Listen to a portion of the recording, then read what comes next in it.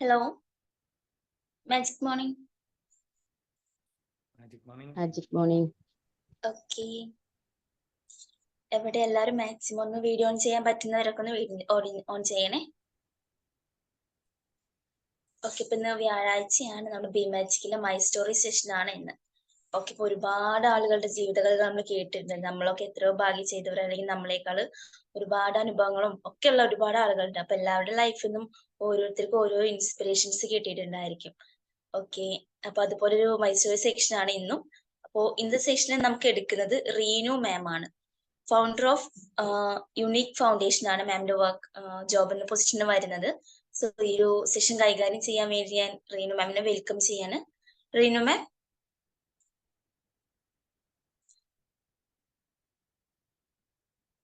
റീനു മാം കേൾക്കാവോ?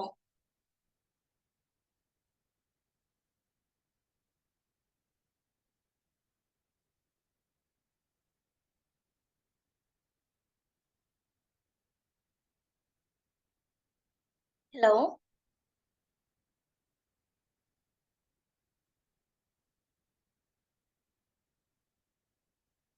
മൈസൂർ ഓഡിയബിൾ അല്ലേ?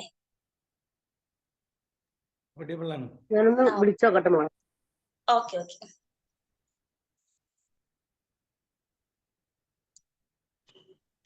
Okay ma'am. Hello, okay okay ma'am. ആണോ? ഗുഡ് Okay ആണ് ma'am. മോർണിംഗ്. ഓക്കെ, ഈ സെഷൻ സ്റ്റാർട്ട് ചെയ്തോളൂ. ഓക്കെ ഓക്കെ, ഓഡിയോ മാത്രമാണ് അല്ലേ? ഓഡിയബിൾ ആണ്. ഓഡിബിൾ ആണ്. Okay okay, thank you. Good morning everyone. Good morning. Morning. Good morning.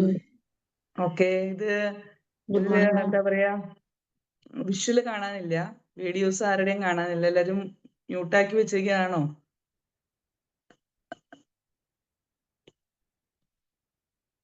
Hello hello,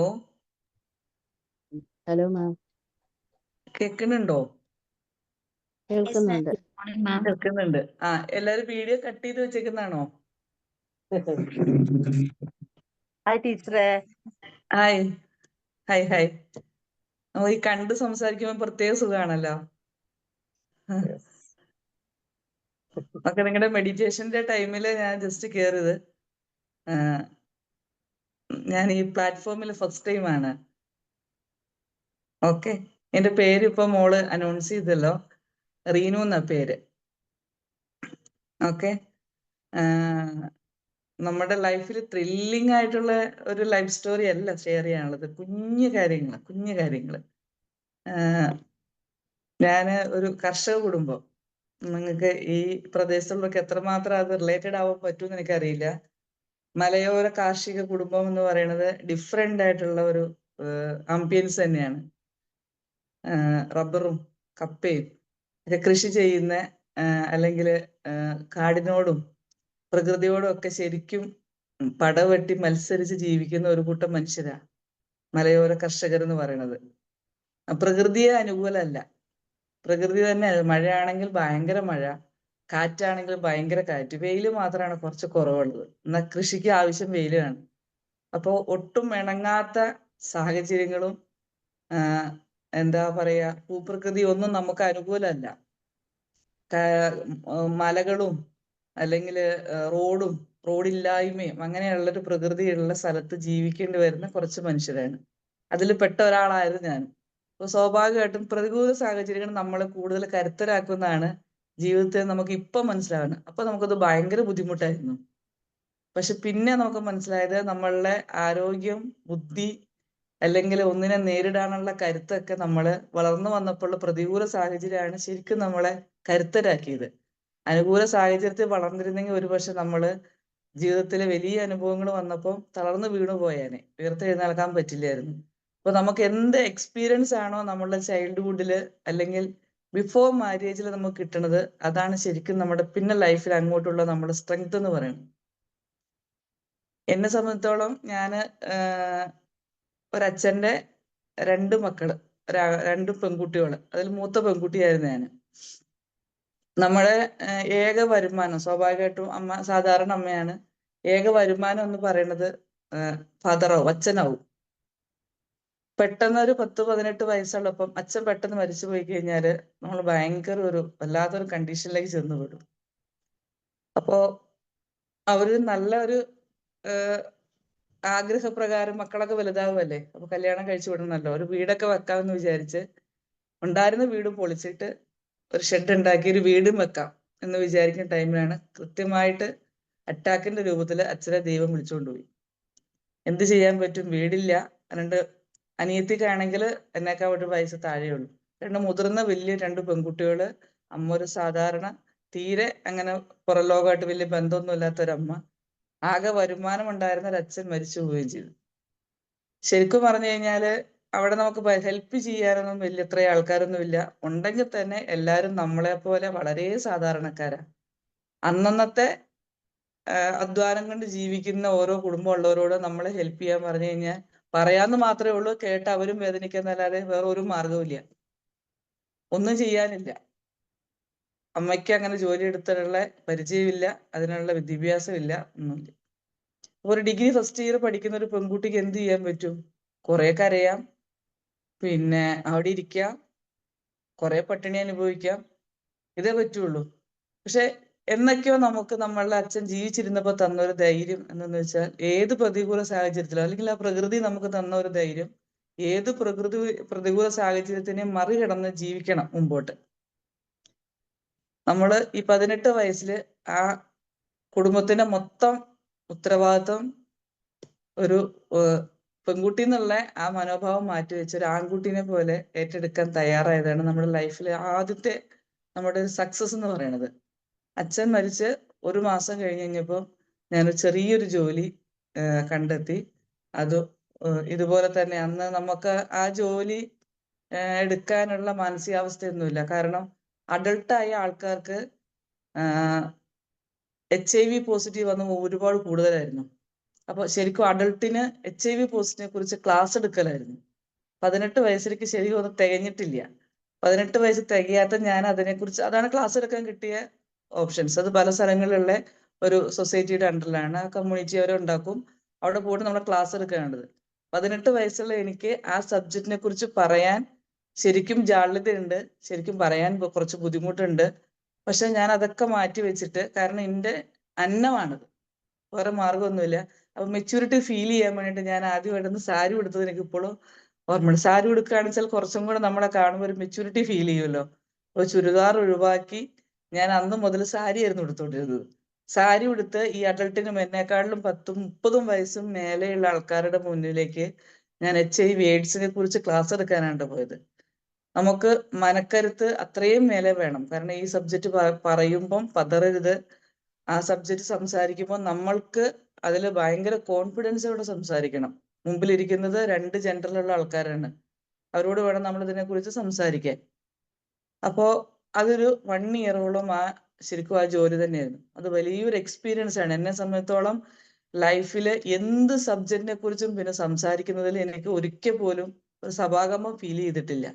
കാരണം എനിക്ക് ആദ്യം കിട്ടിയ ടാർഗറ്റ് തന്നെ ഏറ്റവും വലുതായിരുന്നു. ഒരാൾക്ക് സ്വകാര്യമായി സംസാരിക്കാൻ പറ്റുന്ന ഒരു വിഷയം, അങ്ങനെ അതിനുപോലും ബുദ്ധിമുട്ടുള്ള വിഷയമാണ് ഞാൻ പബ്ലിക്കിന്റെ മുമ്പിൽ നിന്നിട്ട് പ്രസന്റ് ചെയ്യേണ്ടത്. അതിന്റെ സ്ലൈഡ്സ് കാണിച്ചു കൊടുത്ത് അതിനെക്കുറിച്ച് എക്സ്പ്ലെയിൻ ചെയ്ത് അതിന്റെ ഒറിജിൻ എന്താണ്, എവിടുന്നാ വന്നത്, ആഫ്രിക്കയിൽ നിന്നാണ് AIDS വന്നത്.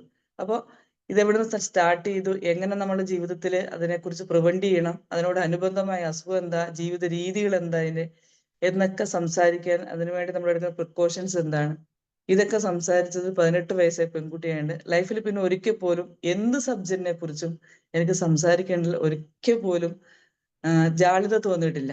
അപ്പൊ നമുക്ക് കിട്ടുന്ന ടാർഗറ്റ് ഒരു ബെഞ്ച് മാർക്ക് എന്ന് പറയില്ലേ, നമുക്ക് ദൈവം എപ്പോഴെങ്കിലും തരുന്ന ഒരു അനുഭവം ഏറ്റവും വലുതാണെങ്കിൽ, ഏറ്റവും ടോപ്പിലാണെങ്കിൽ താഴെയുള്ളതൊക്കെ പിന്നെ ചെറുതാ. നമ്മൾ എപ്പോഴും ചെറുത് അനുഭവിച്ചത് കൊണ്ടാണ് നമുക്ക് വലുത് വരുമ്പോൾ ഭയങ്കരമായിട്ട് ഫീൽ ചെയ്യണത്. എനിക്ക് കിട്ടിയത് ഏറ്റവും വലുതായതുകൊണ്ട് എനിക്ക് ഒരിക്കൽ പോലും പിന്നെ വന്ന അനുഭവങ്ങളൊന്നും എന്നെ വേദനിപ്പിച്ചിട്ടില്ല, തളർത്തി കളഞ്ഞിട്ടില്ല. തീർച്ചയായിട്ടും ഞാൻ ആ ഫാമിലി ശരിക്കും സെറ്റിലാക്കി. ഞങ്ങൾ വീട് വെച്ചു, അനിയത്തിനെ പഠിപ്പിച്ചു, ഒപ്പം ഞാൻ പഠിച്ചു. എല്ലാവരും സാധാരണ ചെയ്യണത് നമ്മളൊരു കുടുംബത്തിന്റെ ഉത്തരവാദിത്തം ഏറ്റെടുത്തു കഴിഞ്ഞാൽ നമ്മളെ മറക്കും. നമ്മളെ മറന്ന് നമ്മൾ പഠിക്കില്ല, നമ്മളെ മറക്കും, നമ്മൾ കല്യാണം കഴിക്കില്ല, നമ്മൾ അങ്ങനെയുള്ള കുറെ കഴിഞ്ഞാൽ പലപ്പോഴും പലരുടെ എക്സ്പീരിയൻസ് നമ്മളെ മറക്കും. നമ്മളെ മറക്കുമ്പോൾ നമുക്ക് നമ്മളോട് സ്നേഹിക്കാൻ പറ്റിയില്ലെങ്കിൽ നമുക്ക് ചുറ്റും നിൽക്കുന്നവരെ ആരെയും സ്നേഹിക്കാൻ പറ്റില്ല. എനിക്ക് എന്നെ നല്ല ഇഷ്ടമാണ്, എൻ്റെ ക്യാരക്ടർ എനിക്ക് ഇഷ്ടമാണ്, എന്നെ കാണാൻ എനിക്ക് ഇഷ്ടമാണ്. അത് കാരണം ഞാൻ എന്നെ നന്നായി സ്നേഹിക്കുമായിരുന്നു. എന്നെ നന്നായി സ്നേഹിച്ചാൽ മാത്രമേ എനിക്ക് ചുറ്റും നിൽക്കുന്ന എൻ്റെ അമ്മേനെയും അനിയത്തിനെയൊക്കെ സ്നേഹിക്കുമ്പോൾ എനിക്ക് അതൊരു എന്താ പറയേണ്ടത്, നമുക്ക് ഒരു ഭയങ്കര ത്യാഗമായിട്ടല്ല, നമ്മളൊരു റെസ്പോൺസിബിലിറ്റിയാണ്. ത്യാഗത്തിന്റെ മനോഭാവത്തിലേക്ക് പോകുന്നതിനനുസരിച്ച് നമ്മൾ എന്ത് ചെയ്യും, കുറച്ച് കഴിയുമ്പോൾ റിഗ്രറ്റ് ആവും, കുറ്റപ്പെടുത്താൻ തുടങ്ങും. നമ്മളെ തന്നെ കുറ്റപ്പെടുത്തും, പിന്നെ നമ്മളെ ചെയ്തു കൊടുത്ത ആൾക്കാരെ നമ്മൾ കുറ്റപ്പെടുത്തു തുടങ്ങും. അപ്പൊ ഞാൻ എൻ്റെ അനിയത്തിയുടെ ലൈഫ് പഠിപ്പിച്ച് അവളെ സെറ്റിലാക്കുന്നതിനൊപ്പം തന്നെ ഞാനും പഠിച്ചു. ഞാൻ പഠിക്കുകയും ചെയ്തു, ഞങ്ങൾ വീട് വെച്ചു. അതിനുശേഷം നമ്മള് എൻ്റെ കല്യാണം ഞാൻ നടത്തി. എൻ്റെ കല്യാണം ഞാൻ കറക്റ്റ് സമയത്ത് 21 വയസ്സായത്തേക്കും കല്യാണം നടത്തി. 2-3 കൊല്ലം കഴിഞ്ഞപ്പോൾ അവളുടെ വിവാഹം നടത്തി. അപ്പൊ നമുക്ക് ഒരാളും കൂടെ നമ്മുടെ വീട്ടിലേക്ക് കൂട്ട് എത്തി, നമുക്ക് കുറച്ചും കൂടെ ഉത്തരവാദിത്തത്തിന് ഷെയർ ചെയ്യാൻ ഒരാളെത്തി. സ്വാഭാവികമായിട്ടും അവളുടെ കല്യാണം നടത്തി. അപ്പൊ ഞാൻ കുറച്ച് ദൂരത്തേക്ക് കല്യാണം കഴിച്ചു, കണ്ണൂരാണ് വീട്. കല്യാണം കഴിച്ചു വന്നുകൊണ്ട് അവളെ ആ നാട്ടിൽ തന്നെ കല്യാണം കഴിച്ചു, അമ്മേനെ അവിടേക്ക് സെറ്റിലാക്കി. ലൈഫിൽ നമ്മൾ അന്നെടുത്ത ഒരു ഡിസിഷൻ നമ്മളെ ജീവിതം മൊത്തത്തിൽ നമുക്ക് സമാധാനം തന്നു. അന്ന് ഞാൻ കല്യാണം കഴിച്ചില്ലായിരുന്നെങ്കിൽ, വിദ്യാഭ്യാസം നേടിയില്ലായിരുന്നെങ്കിൽ ഞാൻ ഇന്ന് തിരിഞ്ഞു നിന്ന് അവരെ കുറ്റപ്പെടുത്തുമായിരുന്നു. ചിലപ്പോൾ അവരെയൊക്കെ ഞാൻ രക്ഷപ്പെടുത്തും. ഞാൻ രക്ഷപ്പെട്ടില്ലെങ്കിൽ എന്നും ലൈഫിലൊക്കെ അപ്പൊ നമ്മളെ സ്നേഹിക്കാൻ എന്നും മറന്നു പോകുന്നോ അന്ന് മുതൽ നമ്മൾ എന്താവും, നമുക്ക് ചുറ്റുപാടുള്ളവരോട് നമുക്ക് ഇങ്ങനെ ഈ അതൃപ്തി വന്നുകൊണ്ടേയിരിക്കും. അതൃപ്തിയാ. നമ്മളെ ശ്രദ്ധിക്കും. നമ്മുടെ സൗന്ദര്യം സംരക്ഷിക്കാത്തത് കൊണ്ടാണ് നമ്മുടെ സൗന്ദര്യം മോശമായി പോകുന്നത്. നമ്മുടെ മുഖത്ത് വരുന്ന ഒരു കല നമ്മൾ ഇഗ്നോർ ചെയ്യും. നമ്മൾ അപ്പോൾ പറയുന്നത് എന്താ, അപ്പൊ മക്കളെ വളർത്താനുണ്ടായിരുന്നു, ഭർത്താവ് ഭയങ്കര തിരക്കുള്ള ബിസിനസ്സുകാരനായിരുന്നു, അല്ലെങ്കിൽ എനിക്ക് മൊത്തം ഉത്തരവാദിത്തമായിരുന്നു, അപ്പൊ ഞാൻ എന്നെ നോക്കിയില്ല. എന്നെ നോക്കാവുന്നത് എന്റെ ഉത്തരവാദിത്ത. എന്റെ മുഖത്തിന്റെ സൗന്ദര്യം കാത്ത് സംരക്ഷിക്കുക, എന്റെ ആരോഗ്യം സംരക്ഷിക്കുക, എന്റെ മനസ്സ് ശാന്തമാക്കി കൊണ്ടുനടക്കുക എന്നുള്ളത് എന്റെ ഉത്തരവാദിത്തമാണ്. എനിക്ക് സന്തോഷം കണ്ടെത്തി ആരും കൊണ്ട് തരില്ലല്ലോ. അതേപോലെ തന്നെ നമ്മൾ എല്ലാ കാര്യങ്ങളും, നമുക്ക് കരിയറിൽ ഒരു ഡെവലപ്മെന്റ്സ് വേണോ, നമ്മളെ ഉത്തരവാദിത്തം ആരും നമുക്ക് കൊണ്ട് തരില്ല. അപ്പൊ ഞാൻ ഒപ്പം എന്നെയും കൂടെ ഞാൻ സ്നേഹിക്കുകയും സംരക്ഷിക്കുകയും വളർത്താനും ഞാൻ ശ്രദ്ധിക്കുകയും ചെയ്തിരുന്നു. അപ്പൊ വിവാഹം കഴിഞ്ഞ് വന്ന വീട് എൻറ്റയർലി ഡിഫറെന്റ് ആയിട്ടുള്ള ഒരു സാഹചര്യത്തിലേക്കാണ് വന്നത്. എൻ്റെ നാട്ടില് ശരിക്കും നമ്മളെന്ന് പറഞ്ഞു കഴിഞ്ഞാൽ അത്രയും ലിബറലായി ജീവിച്ചിട്ട് വന്ന നാട് ശരിക്കും ഒരു ഓർത്തഡോക്സ് ആയിട്ടുള്ള ഒരു പ്രദേശമാണ്. മലപ്പുറം ജില്ലയിലെ തിരൂര് ചെമ്പ്രവട്ടം എന്ന് പറയുന്ന സ്ഥലത്താണ്. നമ്മളുടെ ചെമ്പ്രവട്ടം അയ്യപ്പൻ കാവിന് തൊട്ടടുത്തേക്കാണ്. വളരെ ഓർത്തഡോക്സഡായ ആൾക്കാര്. പക്ഷെ കുറച്ചൊക്കെ നമ്മൾ എന്ത് ചെയ്യും, ആദ്യം കുറച്ചു നേരം അവരുടെ കൂടെ നമ്മൾ നിന്ന് കൊടുക്കും. നമ്മളൊരു പുതിയൊരു മെമ്പർ വന്നാലേ നമ്മളെ അവർക്ക് എടുക്കാനും അവരെ നമുക്ക് എടുക്കാനും കുറച്ച് സമയം എടുക്കും. അപ്പോൾ നമ്മളുടെ പേഴ്സണാലിറ്റി, നമ്മളോട് നമുക്കുള്ള സ്നേഹവും ഇഷ്ടവും ഒന്നും കുറയാതിരുന്നാൽ മതി. നമ്മളെ ഇഷ്ടപ്പെടാതെ നമ്മൾ ഹസ്ബൻഡിനെയും അല്ലെങ്കിൽ ഫാമിലിനെയും മാത്രം ഇഷ്ടപ്പെട്ടു കഴിഞ്ഞാൽ ഇതേ പ്രശ്നം അപ്പോഴും വരും, അല്ലെ? നമ്മൾ ഒരു മരുമകൾ എന്നുള്ള ഡ്യൂട്ടി എടുക്കുന്നതോടൊപ്പം തന്നെ ഞാനെന്ന വ്യക്തിയെ ഇത്രയും കാലം നമ്മൾ ഇഷ്ടപ്പെട്ടത് നമ്മൾ മറന്നുപോയാൽ നമുക്ക് അവിടെ കൂടെ നമ്മുടെ കരിയറൊക്കെ അവസാനിക്കും. തീർച്ചയായിട്ടും എനിക്ക് അങ്ങനെ പറ്റില്ലായിരുന്നു. എനിക്ക് എന്നെ നല്ല ഇഷ്ടമായതുകൊണ്ടും എനിക്ക് സംസാരിക്കാൻ ഇഷ്ടമായതുകൊണ്ടും അല്ലെ എനിക്ക് ജോലി എടുക്കുന്നതൊക്കെ ഇഷ്ടമായതുകൊണ്ട് ഞാൻ തീർച്ചയായിട്ടും ഒരു ജോലി കണ്ടെത്തും. അങ്ങനെയാ. അപ്പൊ ആ ജോലി കണ്ടെത്തണം എന്നുള്ള വാശി കൊണ്ട് ഞാൻ സ്കൂളിൽ ടീച്ചറായിട്ട് തന്നെ ജോയിൻ ചെയ്തു. ഒരു 1-2 വർഷം കഴിഞ്ഞ് ഇവിടെ വന്നപ്പോഴത്തേക്കും അവിടുന്ന് നമ്മളൊരു അധ്യാപിക ആയി കഴിഞ്ഞാൽ സാധാരണ എല്ലാവരും എന്താ ചോദിച്ചാൽ അധ്യാപികയായിട്ട് തന്നെ മരിക്കും. അധ്യാപികയായിട്ട് ജീവിതം തുടങ്ങിയാൽ അധ്യാപികയായിട്ട് തന്നെ മരിക്കും. പ്രത്യേകിച്ച് അതൊരു പ്രൈവറ്റ് സ്കൂളാണെങ്കിൽ പിന്നെ ഒരു മാറ്റവും വരില്ല. ഇൻ എയ്ഡഡ് സ്കൂൾ ആണെങ്കിൽ ഇനി ആ സർവീസിനനുസരിച്ച് അവർ HM ആയിട്ട് മരിക്കും. ഇതാണ് സാധാരണ ഉണ്ടാവുക. ഒരു അധ്യാപികയായിട്ട് മരിക്കുക. പക്ഷെ ഞാൻ പറഞ്ഞില്ലേ, എപ്പോഴും പ്രതികൂല സാഹചര്യം നമുക്ക് ചൈൽഡ്ഹുഡിൽ വന്നോ നമുക്ക് തീർച്ചയായിട്ടും പിന്നെ എന്തും ചെയ്യാൻ, ചലഞ്ച് ചെയ്യാൻ കുറച്ചും കൂടെ ധൈര്യം ഉണ്ടാവും, താല്പര്യം ഉണ്ടാവും. കുരുത്തക്കേടെന്ന് എൻ്റെ ഹസ്ബൻഡ് പറയും, എപ്പോഴും കുരുത്തക്കേട് ചെയ്തുകൊണ്ടിരിക്കണം. പക്ഷെ ഈ കുരുത്തക്കേടുകളാണ് എനിക്ക് എപ്പോഴും എന്നെ എനർജറ്റിക് ആയിട്ടും യങ്ങായിട്ടും നിലനിർത്തുന്നത് എനിക്ക് കൃത്യമായിട്ട് അറിയാം. അപ്പൊ ഞാൻ ആ കുരുത്തക്കേട് ഒരിക്കലും ഒഴിവാക്കൂല. അപ്പൊ ഒരു 6-7 വർഷത്തെ ഒരു എക്സ്പീരിയൻസ് കഴിഞ്ഞപ്പോൾ ഞാൻ എന്ത് ചെയ്തു, അപ്പൊ എനിക്ക് അത്യാവശ്യം എക്സ്പീരിയൻസ് ആയി ടീച്ചിങ് ഫീൽഡിൽ. ഞാൻ നേരെ ഹയർ പോസ്റ്റിലേക്ക് അപ്ലിക്കേഷൻ ചെയ്തു. പിന്നെ അവിടുന്ന് അങ്ങോട്ടേക്ക് പിന്നെ ഒരിക്കൽ പോലും എനിക്ക് അധ്യാപികയായിട്ട് ജീവിക്കേണ്ടി വന്നിട്ടേ ഇല്ല. ഏകദേശം 20 വർഷം കഴിഞ്ഞു എൻ്റെ ടീച്ചിങ് ഫീൽഡിന്റെ കരിയർ സ്റ്റാർട്ട് ചെയ്തിട്ട് ഇപ്പം ഇവിടെ കല്യാണം കഴിച്ച് വന്ന ശേഷം ആ 20 വർഷത്തിൽ ഞാൻ ഒരുപാട് പോസ്റ്റുകൾ ഇരുന്നു. HM ആയിട്ടിരുന്നു, പ്രിൻസിപ്പളായിട്ട് സ്കൂളിൽ ഇരുന്നു, നമ്മുടെ ബെൻസി സ്കൂളിന്റെ അക്ബർ ട്രാവൽസിന്റെ ബെൻസി സ്കൂളിലെ പ്രിൻസിപ്പളായിട്ട് 3 വർഷം ഉണ്ടായിരുന്നു. ഇതൊക്കെ നമ്മുടെ വലിയൊരു അച്ചീവ്മെന്റുകൾ. നമുക്ക് അധ്യാപികയായിട്ട് ഇരിക്കാൻ തീരുമാനിച്ചാൽ അധ്യാപികയായിട്ട് മരിക്കും. ഇന്ന് എൻ്റെ ഒപ്പം അന്നുണ്ടായിരുന്ന 40 അധ്യാപകരുണ്ടായിരുന്നു. 40 പേരിൽ 39 പേരും ഇപ്പോഴും അധ്യാപകർ മാത്രമാണ്. എന്നേക്കാൾ നന്നായി കഴിവുള്ളവര്, നല്ല എഡ്യൂക്കേഷൻ ക്വാളിഫിക്കേഷൻ ഉള്ളവരൊക്കെ ഉണ്ട്. പക്ഷെ അവരൊക്കെ ഇന്നും അധ്യാപകരായിട്ട് തന്നെയാണ് തുടരുന്നത്. എന്തുകൊണ്ടെന്ന് വെച്ചാൽ നമുക്ക് ലൈഫിൽ ഒരു മാറ്റം എടുക്കണമെങ്കിൽ നമ്മൾ തന്നെ എടുക്കണം, അല്ലെ? നമുക്ക് ആരും കൊണ്ട് തരില്ല, ഒന്നും കൊണ്ട് തരില്ല. നമുക്കൊരു മാറ്റം വേണം, നമ്മൾ തീരുമാനിക്കണം. നമുക്കതിന് കഴിവുണ്ടോ, പരിശ്രമിക്കാമല്ലോ. കഴിവുണ്ടോ ഇല്ലയോ നമുക്കൊരു സ്ഥലത്ത് ചെല്ലുമ്പോൾ അറിയാം. ചിലപ്പോൾ നമ്മൾ എക്സ്പെക്ട് ചെയ്യുന്നതിനേക്കാൾ കൂടുതൽ നമുക്ക് അവിടെ ശോഭിക്കാൻ പറ്റും. അങ്ങനെ എനിക്കും ആശങ്കയൊക്കെ ഉണ്ടായിരുന്നു. ഒരു HM പോസ്റ്റ് നമുക്ക് വെച്ച് നീട്ടുമ്പോൾ അതിന് എന്നെ കൊണ്ട് പറ്റുമോ എന്നുള്ള ആശങ്കയൊക്കെ നമുക്കുണ്ട്. പക്ഷെ നമ്മൾ അതിനേക്കാൾ, നമ്മളൊരു അധ്യാപിക ആയിരുന്നേക്കാൾ നന്നായി ശോഭിച്ചത് ഒരു അഡ്മിനിസ്ട്രേഷന്റെ പോസ്റ്റിലേക്ക് വന്നപ്പോഴാണ്. അപ്പോൾ അതിലെല്ലാ ഫീൽഡും നന്ന് ഞാൻ കൈകാര്യം ചെയ്തു. ഇപ്പം ഈ ഒരു 20 വർഷത്തിനിടയ്ക്ക് HM ആയി, അഡ്മിനിസ്ട്രേറ്ററായി, ഒരു എയ്ഡഡ് സ്കൂളിന്റെ അഡ്മിനിസ്ട്രേറ്റർ ആയിരുന്നു 2 വർഷം. അത് കഴിയുമ്പോൾ നമുക്ക് സ്വാഭാവികമായിട്ടും നമുക്ക് കുറച്ചും കൂടെ പല മേഖലകൾ, വിദ്യാഭ്യാസത്തിന്റെ പല മേഖലകൾ നമ്മൾ കാണുന്നുണ്ട്. പിന്നെ എപ്പോഴും സ്കൂൾ എപ്പോഴും വനിതകളുമായിട്ട് കൂടുതലുള്ള ഒരു സ്ഥാപനവും, സ്ത്രീകളായിരിക്കും കൂടുതൽ അധ്യാപകര്. അപ്പൊ നമുക്ക് അതിൽ പലപ്പോഴും തോന്നിയിട്ടുണ്ട് സ്ത്രീകള് കുറച്ചും കൂടെ അവര് ഒരു സമാധാന ജീവിതം ആഗ്രഹിക്കുന്നുണ്ട്, അർഹിക്കുന്നുണ്ട്. പക്ഷെ അത് പലപ്പോഴും ആരൊക്കെയോ തടഞ്ഞു വെച്ചേക്കാം. കുറച്ചും കൂടെ അവർക്കൊന്ന് പുഞ്ചിരിക്കാനുള്ള അവസരങ്ങൾ ഉണ്ടാക്കി കൊടുത്തു കഴിഞ്ഞാല് നമുക്ക് നമ്മുടെ ലൈഫിൽ നമുക്ക് ഇത്രയും കിട്ടിയ എക്സ്പീരിയൻസുകൾ നമുക്കൊന്ന് ഷെയർ ചെയ്യാൻ പറ്റിയാൽ ഒക്കെ കുറച്ചും കൂടി നല്ലതാണെന്ന് വിചാരിച്ചിട്ടാണ് ഒപ്പം അധ്യാപക ജീവിതത്തോടൊപ്പം തന്നെ യുണീക്ക് ഫൗണ്ടേഷൻ എന്ന് പറയുന്നത് ഒരു വുമൺ എംപവർമെന്റ് പ്രോഗ്രാം ഏജൻസിയാണ്. നോൺ പ്രോഫിറ്റബിൾ ഏജൻസിയാണ്, NGO പോലെയാണ് യുണീക്ക് ഫൗണ്ടേഷൻ. ഇപ്പൊ അതിന്റെ അണ്ടറിൽ നമ്മൾ കുറച്ച് കോഴ്സുകൾ സ്റ്റാർട്ട് ചെയ്തിട്ടുണ്ട്. മോണ്ടിസോറി ടീച്ചർ ട്രെയിനിങ് കോഴ്സ് ഉണ്ട്, ഫാഷൻ ഡിസൈനിങ് ഉണ്ട്, ഒപ്പം നമുക്കൊരു മോണ്ടിസോറി സ്കൂളും ഉണ്ട്. ഇതൊക്കെ പൊന്നാനി തന്നെയാണ്. കാരണം ഒരു 10-15 വർഷമായിട്ട് പൊന്നാനിയാണ് എൻ്റെ മേഖല. അപ്പൊ നമുക്ക് അവിടുത്തെ പബ്ലിക്കുമായിട്ടാണ് എപ്പോഴും ഞാൻ നന്നായി കോണ്ടാക്ട് ചെയ്യുന്ന, എല്ലാവരുമായിട്ടും നല്ല ബന്ധവും പരിചയമുണ്ട്. അപ്പൊ നമ്മുടെ കരിയർ അവിടേക്ക് ഫ്ലറിഷ് ചെയ്ത് കൊണ്ടുവരികയാണ്. എനിക്ക് കിട്ടിയ കുറച്ച് കുഞ്ഞു കാര്യങ്ങൾ എൻ്റെ ചുറ്റും നിൽക്കുന്ന, ഞാൻ ഇഷ്ടപ്പെടുന്ന കുറച്ച് അമ്മമാരും ചേച്ചിമാരും ടീനേജും ഒക്കെയുള്ള കുറെ ആൾക്കാരുണ്ട്, അവരോടും കൂടി ഷെയർ ചെയ്യാം. ഒപ്പം ഞാൻ ഇതിൽ നിന്ന് മനസ്സിലാക്കിയ മറ്റൊരു കാര്യമുണ്ട്. നമ്മൾ എപ്പോഴും എന്ത് ചെയ്യുമെന്ന് വെച്ച് കഴിഞ്ഞാൽ നമ്മളുടെ സമാന ചിന്താഗതിയും സമപ്രായക്കാരെ നമ്മൾ എപ്പോഴും എന്ത് ചെയ്യുള്ളൂ, നമ്മളുടെ കൂട്ടുകാരായിട്ട്, അല്ലെങ്കിൽ നമ്മളെ എന്താ പറയേണ്ടത്, നമ്മളെ ഒരു വർക്ക് ചെയ്യുന്ന ചില സ്ഥലത്താണെങ്കിൽ അവിടുത്തെ നമ്മുടെ ഒരു കൂട്ടായിട്ടൊക്കെ നമ്മൾ സെലക്ട് ചെയ്യുള്ളൂ. നമുക്ക് അതിൽ നിന്ന് ഒന്നും കിട്ടാനില്ല. എൻ്റെ ഒരു എക്സ്പീരിയൻസ് വന്ന് എനിക്ക് അതിനൊക്കെ കിട്ടാനുള്ളത്, നമ്മളൊക്കെ ഒരു 10 വയസ്സ് താഴെയുള്ളവരുമായിട്ട് കൂട്ടുകൂടി നോക്കൂ നിങ്ങൾ, നമുക്ക് ഒത്തിരി അവരിൽ നിന്ന് കിട്ടാനുണ്ട്.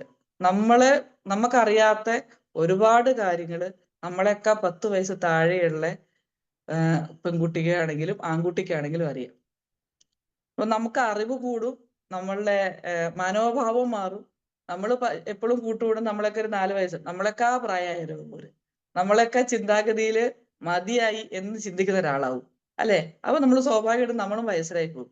നമുക്ക് ചെറുപ്പമായിരിക്കാനുള്ള ഒരു ടിപ്പാണ്, നമ്മൾ എപ്പോഴും കൂട്ടുകൂടുമ്പോൾ നമ്മളൊക്കെ 10 വയസ്സ് താഴെയുള്ളവർ കൂട്ടുകൂടും, നിങ്ങൾ അവരുടെ അതേ പ്രായത്തിലേക്ക് താഴത്തേക്ക് ഇറങ്ങി വരും. നിങ്ങളുടെ ആറ്റിറ്റ്യൂഡ്, നിങ്ങളുടെ ടെക്നോളജി, നമുക്കറിയുന്നതൊക്കെ എത്രയോ ടെക്നോളജി അറിയാം ഇപ്പോഴത്തെ ഒരു 10 വയസ്സ് താഴെയുള്ള മക്കൾക്ക്. അപ്പൊ നമ്മുടെ ടെക്നോളജിക്കുള്ള നമ്മുടെ അറിവ് കൂടും. നമുക്ക് ലോകത്ത് നടക്കുന്ന നമുക്കറിയണ പാട്ടുകളൊക്കെ 90s പാട്ടുകൾ, 80s പാട്ടുകളാവും. അവർക്ക് അറിയണതൊക്കെ എന്താണ്, ഇപ്പത്തെ 2020 24 പാട്ടുകളാണ്, അല്ലെ? അപ്പൊ നമുക്ക് അതിനെക്കുറിച്ച് ഒന്നും അറിയാതെ അവര് പറയുമ്പോൾ ഞങ്ങൾക്ക് അത് അറിയില്ല, നിങ്ങള് ഓൾഡ് ജനറേഷൻ എന്നുള്ള കാറ്റഗറി മാറാനുള്ള എളുപ്പ വഴി, നിങ്ങൾ 10 വയസ്സ് താഴെയുള്ള നിങ്ങൾ കൂട്ടുകാരെ തിരഞ്ഞെടുക്കൂ. നിങ്ങൾക്ക് സ്വാഭാവികമായിട്ടും നിങ്ങളുടെ ലൈഫിൽ, അല്ലെങ്കിൽ നിങ്ങളുടെ മൊത്തം ആറ്റിറ്റ്യൂഡിൽ മാറ്റം വരും. അപ്പൊ നമ്മുടെ കരിയറിൽ നമ്മൾ എടുക്കുന്ന ഒരു ചലഞ്ച് നമ്മൾ എന്ത് ചെയ്യും, നമ്മളെ മാറ്റും. അപ്പൊ ഇതൊരു മോട്ടിവേഷൻ സ്പീക്കർ എന്നല്ല, ഞാൻ എൻ്റെ കാര്യങ്ങളിൽ ഇങ്ങനെ സംസാരിക്കാൻ ഇഷ്ടമുണ്ട്. അപ്പൊ ടീച്ചർ പറഞ്ഞപ്പോൾ സംസാരിക്കാൻ എനിക്ക് നല്ല താല്പര്യമാണ്. അത് എന്റെ ലൈഫൊന്നും ഇങ്ങനെയല്ല. നമ്മൾ എപ്പോഴും എല്ലാവരോടും പറഞ്ഞറിയോ, ഒരു ട്രാജഡി ആയിട്ട് അല്ലേ, നമ്മുടെ ഭയങ്കര എക്സ്പീരിയൻസ് നമുക്ക് മാത്രമേ ഉള്ളൂ ഇത്രയും കഷ്ടപ്പാട്. അല്ല, ഞങ്ങൾ ഇത്രയും കഷ്ടപ്പെട്ടിട്ടും ദൈവം എനിക്ക് ഇത്രേ തന്നുള്ളൂ എന്നുള്ള ഒരു ടോണിലാവും നമ്മൾ എപ്പോഴും നമ്മുടെ ലൈഫ് ഒരാളോട് ഷെയർ ചെയ്യുക. ഞാൻ എപ്പോഴും കണ്ട് കല്യാണ സ്ഥലങ്ങളൊക്കെ ചെന്ന് പരിചയപ്പെടുന്ന ഒരാളോട്, അല്ല അങ്ങനെ ആയിരുന്നു, എനിക്ക് അങ്ങനെയായിരുന്നു, എനിക്ക് ഇങ്ങനെയായിരുന്നു. എനിക്ക് അങ്ങനെ പറയാൻ ഒത്തിരി നഷ്ടങ്ങളുടെ കണക്കുകളുണ്ട്. പക്ഷെ ഞാൻ ഒരിക്കലും എന്ത് ചെയ്താ അത് റിപ്പീറ്റ് ചെയ്ത് പറഞ്ഞുകൊണ്ടേ ഇരിക്കില്ല. റിപ്പീറ്റ് ചെയ്ത് ഞാൻ പറയുന്നതിനനുസരിച്ച് എനിക്ക് എന്തായി പോവും, ദൈവം തന്നതൊക്കെ എനിക്ക് ആസ്വദിക്കാൻ പറ്റില്ല. എനിക്ക് വലിയൊരു കരിയറൊക്കെ ദൈവം, അങ്ങനെയൊക്കെ നമുക്ക് ചിന്തിക്കാം. പക്ഷെ ഞാൻ എപ്പോഴും ഷെയർ ചെയ്യുമ്പോൾ എനിക്ക് ചെയ്യാൻ പറ്റിയ കാര്യങ്ങൾ അതിനെനിക്ക് ഭയങ്കര വാല്യൂ ആണ്. അപ്പൊ ദൈവം എനിക്ക് നല്ല നല്ല ശബ്ദം തന്നു. എനിക്കതിൽ ഭയങ്കര സന്തോഷമാണ്. അറ്റ്ലീസ്റ്റ് എന്നെ ഇപ്പൊ ഞാൻ സംസാരിക്കുമ്പോൾ ആൾക്കാർ കേട്ടിരിക്കുന്നുണ്ട്. ഞാൻ ഒരുപാട് ഇങ്ങനെ ഇതുപോലെ തന്നെ ക്ലാസ് എടുക്കാനും പുറത്ത് പോകുന്നുണ്ട്. അപ്പോൾ മോട്ടിവേഷൻ അല്ല, ശരിക്കും ക്ലാസ്സുകൾ, അതായത് സബ്ജക്ട് ഓറിയന്റഡ് ഒക്കെ ആയിട്ടാവും, അല്ലെങ്കിൽ ഇതുപോലെ ടീച്ചേഴ്സിനെ മോട്ടിവേഷൻ ചെയ്യാനുള്ള ക്ലാസ്സുകളാവും. അങ്ങനത്തെ ക്ലാസ്സുകളൊക്കെ എടുക്കാൻ പോകുമ്പോൾ ആൾക്കാർ ശ്രദ്ധയോടെ അല്ലെങ്കിൽ ഉറങ്ങാതെ ഇരിക്കുന്നത് തന്നെ നമുക്കറിയാലോ, നമ്മൾ സംസാരം അവർക്ക് ഇഷ്ടപ്പെട്ടിട്ടാണ്. നമ്മളെ വലിയ മോശമല്ലാത്ത ഒരു രൂപം തന്ന ദൈവം നമ്മളെ അനുഗ്രഹിച്ചിട്ടുണ്ട്. അപ്പൊ അത് നോക്കിയിട്ടും കുറച്ചു നേരം ആൾക്കാർ ഇരിക്കും. അപ്പൊ അത് നമുക്ക് അത് നമ്മൾ ഈ ഒരു ഇതിന് പേഴ്സണാലിറ്റീനെ ഒന്നും കൂടെ നമുക്ക് കോൺഫിഡൻസ് തരും.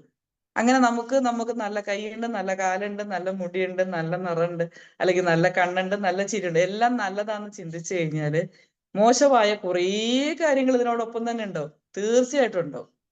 ആ മോശമായ കാര്യങ്ങളെ പരമാവധി നമ്മൾ അവോയ്ഡ് ചെയ്യുക, ഓർക്കാതിരിക്കുക. എനിക്ക് ഒത്തിരി മോശം അനുഭവമുണ്ട്. ഞാൻ എപ്പോഴും ആദ്യമൊക്കെ ആലോചിച്ചിരുന്ന കാര്യം, എൻ്റെ അച്ഛൻ മരിച്ചിരുന്നില്ലെങ്കിൽ ഞാൻ വേറൊരു കരിയറൊക്കെ സെറ്റ് ചെയ്ത് അങ്ങനെ വരേണ്ട ഒരു കുട്ടിയായിരുന്നു. കാരണം ഞാൻ സ്പോർട്സിൽ നല്ല മിടുക്കിയായിരുന്നു. ഞാൻ പഠിച്ചതൊക്കെ സായി സ്പോർട്സ് അതോറിറ്റി ഓഫ് ഇന്ത്യയുടെ കോളേജുകളിലൊക്കെ പഠിച്ചത്.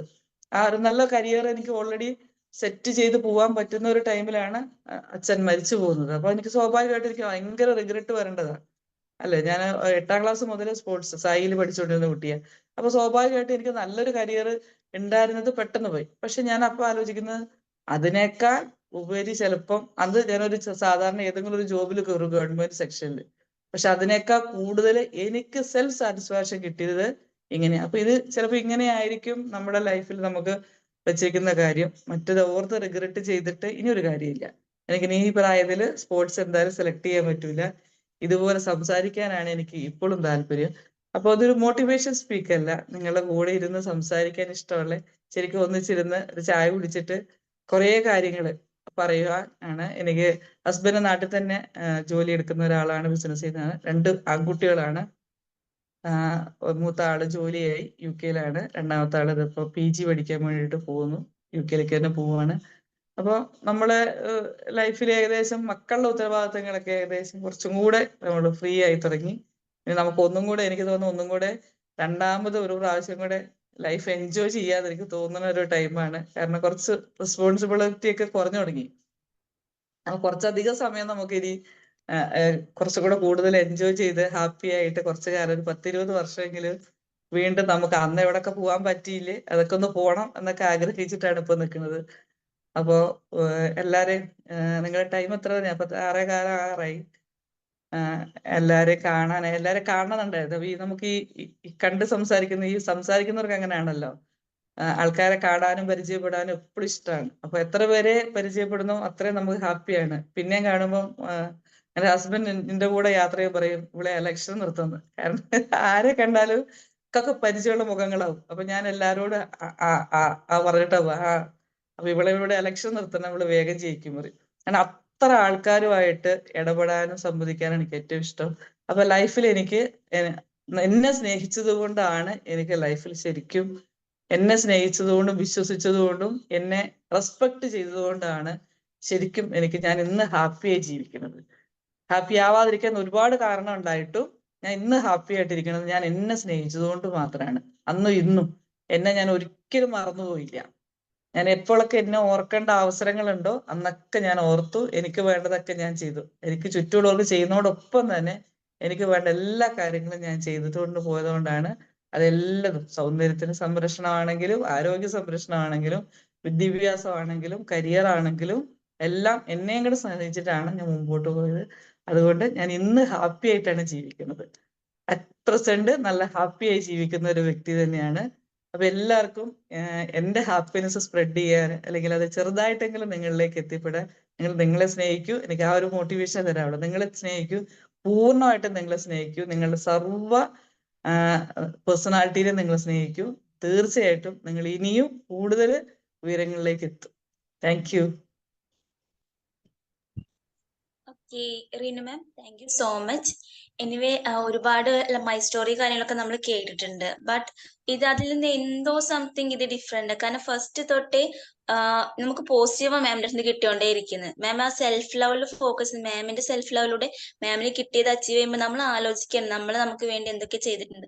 ബട്ട് ബി മാജിക് മെമ്പേഴ്സിന് എല്ലാവർക്കും മേ ബി എല്ലാവരും സെൽഫ് ലെവൽ ഉള്ളവരാണ് ആയിരിക്കും.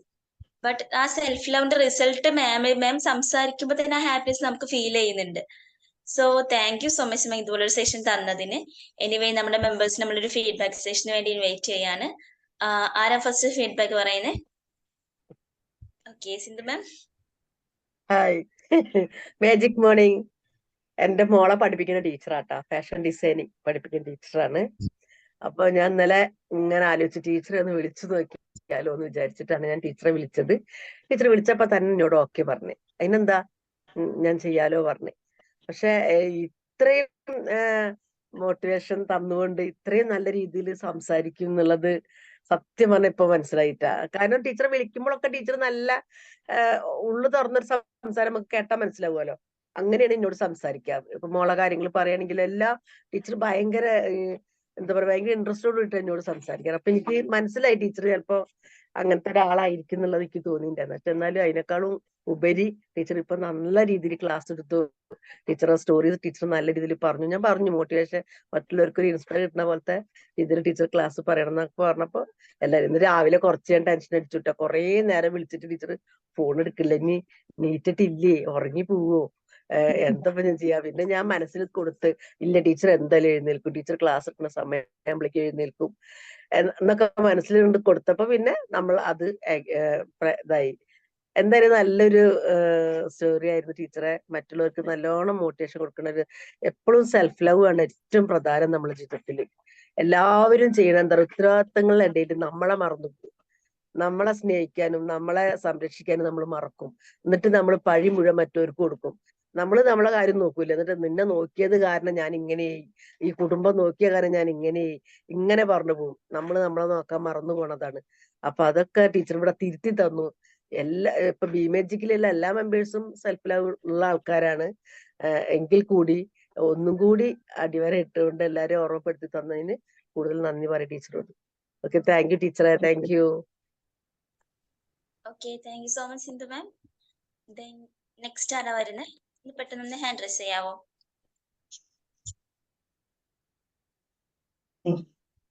ഓക്കെ പ്രീത മാം.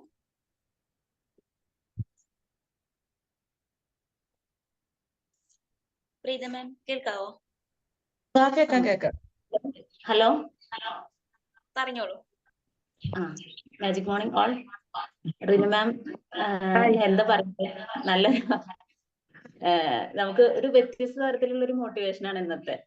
ഇതൊരു സ്റ്റോറി അല്ല, ശരിക്കും നല്ലൊരു മോട്ടിവേഷൻ ആണ് കിട്ടിയത്. സെൽഫ് ലവ് എനിക്കില്ലാത്തൊരു കാര്യം. നമ്മള് സത്യം, നമ്മള് കുടുംബം എന്ന് പറഞ്ഞാൽ എന്റെ ഹസ്ബൻഡ്, കുട്ടികള്, അതാണ് എന്റെ ലോകം. വേറൊന്നുമില്ല. വീട്ടിൽ പോകുമ്പോ അച്ഛൻ, അമ്മ അവരോട് ഇതായിരിക്കും. പക്ഷെ ഏറ്റവും കൂടുതലായിട്ട് ഞാന് എന്റെ കുടുംബം, അതാണ് എന്റെ ഏറ്റവും വലിയ ലോകമായിട്ട് ഞാൻ കണക്കാക്കുന്നത്. പക്ഷെ മാമിന്റെ ഈ ഒരു പ്രസന്നതയായിട്ടുള്ള ഈ ഒരു മുഖം, അതുപോലെ തന്നെ ക്ലാസ് എനിക്ക് വളരെയധികം ഇഷ്ടമായി. സെൽഫ് ലവ് എന്നുള്ള ഒരു സംഭവം എന്റെ ജീവിതത്തിൽ ഉണ്ടായിട്ടില്ല ഇതുവരെ. എന്തായാലും നമ്മൾ മറ്റുള്ളവരെ സ്നേഹിക്കുന്നത് അതുപോലെ മറ്റുള്ളവർക്ക് എല്ലാം ആണ്. ഇപ്പൊ നമ്മുടെ വീട്ടിലെ എല്ലാ കാര്യങ്ങളും നമ്മളെ ഡിപ്പെൻഡ് ചെയ്തിട്ടാണ്. ജോലിയുടെ കാര്യം മറ്റുള്ള കാര്യങ്ങളല്ല കേട്ടോ പറയുന്നത്. പക്ഷെ എല്ലാവരും, മക്കളായാലും ഏട്ടനായാലും, നമ്മളൊന്ന് തളർന്ന അവരും തളർന്നു. പക്ഷെ എനിക്കറിയില്ല, ഇന്നത്തെ ക്ലാസ് വല്ലാത്തൊരു മോട്ടിവേഷൻ ആയിട്ടുണ്ട്. എന്തായാലും ഞാനും എന്നെ സ്നേഹിക്കാൻ തുടങ്ങുകയാണ്. അപ്പൊ കൂടുതലായിട്ട് അവർക്ക് കൂടുതലായിട്ട് ഒരു ഇഷ്ടം കൂടി ഉണ്ടാവും. പിന്നെ അതേപോലെ അവരും നന്നായിട്ട് അവർക്കും അത് നല്ലൊരു മോട്ടിവേഷൻ ആവും. നമ്മളൊന്നും തളർന്ന, സത്യം പറഞ്ഞപ്പോ മിനിഞ്ഞാന്ന് പോലും മോള് പറഞ്ഞ അമ്മേനെ ഈ അവസ്ഥയിൽ കാണാൻ വയ്ക്കുന്നില്ല, അങ്ങനെ നമുക്ക് പല സങ്കടങ്ങളും വരുമ്പോ നമ്മൾ വല്ലാതെ ഇമോഷണൽ ആവും. എന്നാൽ അത് അവരെ അറിയിക്കൂല. നമ്മൾ പെട്ടെന്ന് എന്താ ചെയ്യാ, നമ്മൾ മൗനമായിരിക്കും. അതാ നമ്മൾ ഈ വീട്ടിൽ മൊത്തം നമ്മൾ നിറഞ്ഞു നിൽക്കുന്നത് ഒരു ദിവസം നമ്മൾ അതൊന്ന് ഡൗൺ ആയിട്ടുണ്ടെങ്കിൽ അത് ശരിക്കും ബാധിക്കുന്നത് നമ്മളെ ഒരുപാട് ഇഷ്ടപ്പെടുന്ന ആളുകൾക്കാണ്. അപ്പോ എന്തായാലും ഈ ഒരു ക്ലാസ് എനിക്ക് വളരെയധികം ഇഷ്ടമായി ma'am. Thank you so much.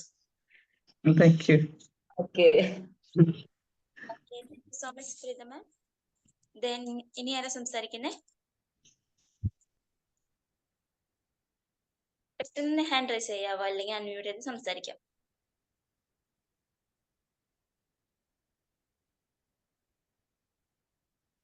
Hello. Magic morning.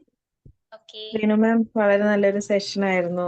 എനിക്ക് ആ ടോപ്പിക്കും മാമിന്റെ ഒരു ആറ്റിറ്റ്യൂഡ് എനിക്ക് ഭയങ്കര ഇഷ്ടമായത്. ആ ഒരു സാഹചര്യത്തിൽ തളർന്നു പോവാതെ, അതും ആ ഒരു ടൈമിൽ മാം പറഞ്ഞതുപോലെ മറ്റുള്ളവർക്ക് വേണ്ടി ജീവിക്കാനാണ് ഒരു 99% എല്ലാ ഹ്യൂമൻസും ആഗ്രഹിക്കുക.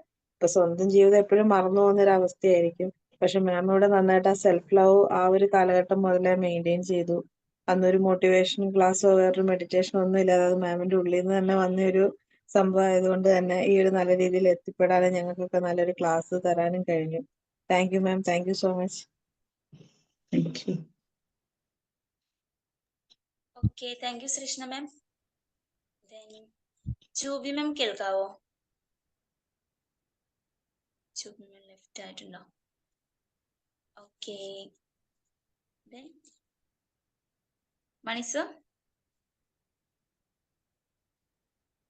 Magic morning. ടീനു മാം നല്ലൊരു സെഷൻ ആയിരുന്നു, നന്നായിട്ടുണ്ട്. കാരണം പ്രതികൂല സാഹചര്യങ്ങൾ വന്നിട്ടും അതിൽ തളരാതെ സെൽഫ് ലവും അതുപോലെ തന്നെ അതിനൊപ്പം തന്നെ റെസ്പോൺസിബിലിറ്റി അതും കൂടി ഉണ്ടായി. അങ്ങനെ സ്വയം എല്ലാ റെസ്പോൺസിബിലിറ്റി ഏറ്റെടുത്ത് അവനവന്റെ ആ ഫാമിലി മുന്നോട്ട് കൊണ്ടുപോയി ഇത്രയും നല്ല രീതിയിൽ എത്തിയതിന് ആ ആത്മവിശ്വാസം തന്നെയാണ് അതിന്റെ മെയിൻ ആയിട്ടുള്ള ഘടകം.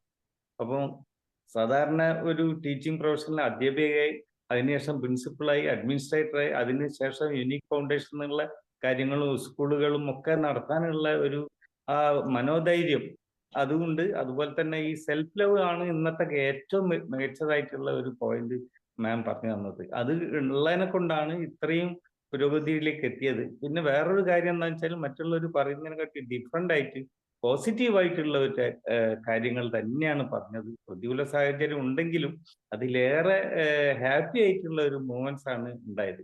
അപ്പം മറ്റുള്ളവർക്ക് ഒരു സന്തോഷം പകരാനും അതുപോലത്തെ ഇന്നത്തെ പ്രവാദം ഒരു സന്തോഷകരമായ രീതിയിൽ പോകാനും വേണ്ടിയിട്ടുള്ള ഒരു നല്ലൊരു ഇൻസ്പിറേഷനാണ് ഉണ്ടായത്.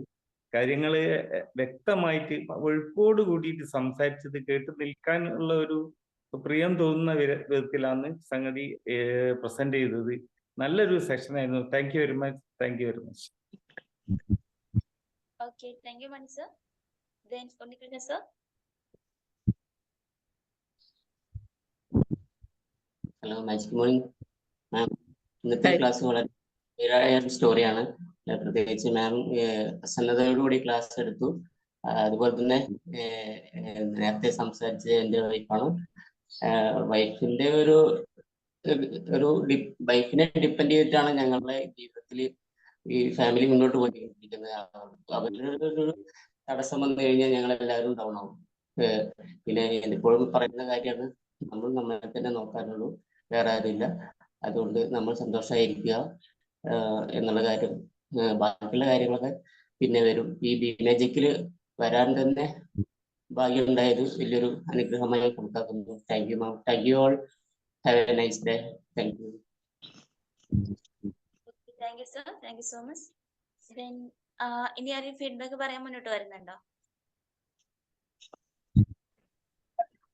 Magic morning. Magic morning. കേൾക്കാമോ? കേൾക്കാൻ പറ്റുന്നുണ്ടോ? കേൾക്കാൻ പറ്റും. നല്ലൊരു ക്ലാസ് ആയിരുന്നു മാം. എനിക്ക് ഇഷ്ടപ്പെട്ടു. കാരണം ഞാൻ ഇതിൽ പെട്ടത് എന്റെ ഫ്രണ്ട് സർക്കിളൊക്കെ എന്റെ മക്കളെ പ്രായ. അതുകൊണ്ട് പഴയ വയസ്സന്മാരെ ഫ്രണ്ട്സ് ഉണ്ട്, ഇല്ലാന്നില്ല. ഇപ്പൊ ലേറ്റസ്റ്റ് എന്റെ കമ്പനിയൊക്കെ ചെറുപ്പക്കാരാ. അപ്പൊ എനിക്ക് ടെക്നോളജി ഒക്കെ വേഗം അപ്ഡേറ്റ് ആയി വരും. അവർക്ക് നോക്കുമ്പോ നമ്മളത് മറ്റവർക്കത് അറിയില്ല. അവര് ഇങ്ങനെയുള്ള സംഭവങ്ങൾ ചെയ്യും. ഈവൻ ആർട്ടിഫിഷ്യൽ ഇന്റലിജൻസ് വരെ അവർക്ക് പഠിപ്പിച്ചു തരും. ഇങ്ങനെ പോവാ, തന്നെ പോവാ. അപ്പൊ നമ്മൾ ഈ 70-ാം വയസ്സിൽ ഇതൊക്കെ കിട്ടാന്ന് പറഞ്ഞാൽ ഈ യങ് ജനറേഷന്റെ കൂടെ കൂടിയോണ്ട. ശരിക്കും മറ്റേ നമ്മളെ ജനറേഷനിലെ ആൾക്ക് അത്ര കിട്ടൂല. സെക്കൻഡ്ലി ഞാൻ സെൽഫ് ലവിന്റെ ആളാണ്. സെൽഫ് ലവ് നിർബന്ധമാണ്. കാരണം ഇപ്പൊ നമുക്കൊക്കെ പ്ലെയിനിൽ പോകുമ്പോ നമുക്ക് ഒരു എമർജൻസി എങ്ങനെയാ സിറ്റുവേഷൻ, അപ്പൊ അവര് പറയും ആദ്യം നിങ്ങൾക്ക് കാറ്റ് വെക്കുന്നുണ്ട്, എന്നിട്ട് ബാക്കിയുള്ളവർക്ക് കാറ്റ് വെക്കുക. ആദ്യം ഓക്സിജൻ നിങ്ങൾക്ക് കിട്ടിയാലല്ലേ ബാക്കിയുള്ളവർക്ക് കൊടുക്കാൻ പറ്റുള്ളൂ. അപ്പൊ നമ്മളെപ്പോഴും ഫിറ്റ് ആയിരിക്കുക, മെന്റലി ഫിസിക്കലി. അങ്ങനെയാണ് നമുക്ക് ഫാമിലിന്റെ പ്രശ്നമൊന്നും വലിയ പ്രശ്നമായിട്ട് തോന്നുന്നത്. അവരെ മാനേജ് ചെയ്യാൻ പറ്റും. അവരെ അപ്പൊ നമ്മളെ ആരോഗ്യം, നമ്മൾ സെൽഫ് ലവ് നിർബന്ധമായിട്ട് കൊണ്ടുനടക്കേണ്ട ഒരു കേസാണ്. Anyway, it was a good class, ma'am. Thank you very much. Thank you, sir. Okay, thank you, Bashir sir.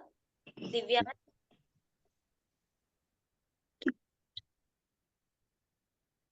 Hello, magic morning മാം. നല്ലൊരു ക്ലാസ് ആയിരുന്നു ഇന്നത്തെ. മനോഹരമായ ക്ലാസ്. സത്യം പറഞ്ഞ മൈ സ്റ്റോറി എന്ന് പറഞ്ഞപ്പോ നമ്മളുടെ ഉള്ളിൽ എന്ന് പറഞ്ഞാൽ ഒരുപാട് ദുഃഖങ്ങൾ വന്നിട്ട് പിന്നെ അതൊക്കെയാണ് അതിനുശേഷം മോട്ടിവേറ്റഡ് ആവുന്ന ക്ലാസ്സുകളാണ് ഇന്നത്തെ ഞാനടക്കമുള്ള ആൾക്കാർ പറഞ്ഞിട്ടുള്ള കാര്യങ്ങൾ.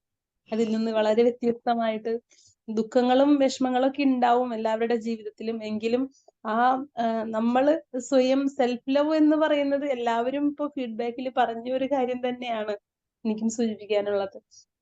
സെൽഫ് ലവ് എന്ന് പറയുന്നതിന്റെ ഇമ്പോർട്ടൻസ് എത്രമാത്രം ഉണ്ടെന്ന് കാണിച്ചു തന്ന ഒരു എന്താ പറയാ ക്ലാസ് ആയിട്ടാണ് എനിക്ക് തോന്നിയത്. അപ്പോ വളരെ നല്ല ക്ലാസ് ആയിരുന്നു. എന്താ പറയാ പഠിപ്പിക്കാനും ഓരോ കാര്യത്തിലും മോട്ടിവേറ്റഡ് ആയിട്ട് സ്വയം മോട്ടിവേറ്റഡ് ആയിക്കൊണ്ട് മറ്റുള്ളവർക്ക് കൂടി അതൊരു പകർന്നു കൊടുക്കുക എന്ന് പറയുന്ന ഒരു ശൈലിയാണ് മാമിന്റെ എന്ന് മനസ്സിലായി. Thank you so much ma'am. നല്ലൊരു class. Thank you. Okay, thank you so much, Divya ma'am. Reena ma'am, thank you so much. ഇപ്പോ ബഷീർ സാറും മനസ്സിലും ഇവർക്ക് എല്ലാവരും പറഞ്ഞ പോലെ തന്നെ ഈ ഒരു ഡേ നമുക്ക് ഇത്രത്തോളം ഹാപ്പിനെസ് ആയിട്ട് പ്രസൻസോട് കൂടി ഇരിക്കാൻ പറ്റിയത് മാമിന് നല്ലൊരു പങ്കുണ്ട്. So thank you so much ma'am. നല്ലൊരു ഒരുപാട് ബ്ലെസ്സിങ്സും കാര്യമായിരിക്കട്ടെ. Okay, thank you. ശേഷം mind up. Okay, thank you all. Thank you. Thank you. Thank you all. Thank you all. Thank you. Thank you.